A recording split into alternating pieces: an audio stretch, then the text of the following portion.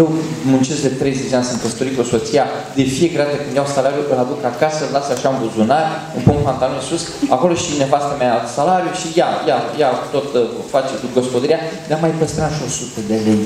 100 de lei pentru... Mă duceam cu colegii la o bere, la o cafea, știți? Și ce înseamnă? Ultima oară am uitat să iau 100 și m-a prins soția și zis, nenorocitule, de 30 de ani mă înșec. Și a dat în bâlbâială. E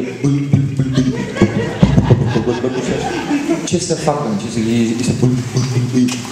Da, zice doctorul, fiți atenți, i-ați produs un șoc, femeia are un șoc, tot cu un șoc îi trece. Cum? Dați drumul la gaz, la gaz și lăsați așa cu... Și spune doar să aprinde chibritul pentru o cafea. Și flamura aia mare, să fac așa, ea o să se sperie și o să-și revină. Veniți după o lună. A venit ăsta după o lună, cioc, dar a intrat și vine și... Domnul, a fost problema grea. Ăla, știu, dar ce s-a întâmplat? Domnul, am dat drumul la gaz și n-a venit soția. Dar cine a venit? A venit mama soacră.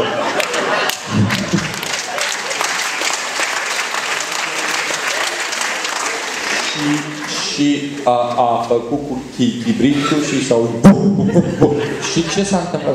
A sărit, dar nu aia de ceai, oala cu sa mală pe ea. Și ce s-a murit? Dar stați să vă spun că când a murit mama soacră, s-a întâmplat două minuni. Ce minuni, domnule? Prima minune e că soția de atunci a rămas mută.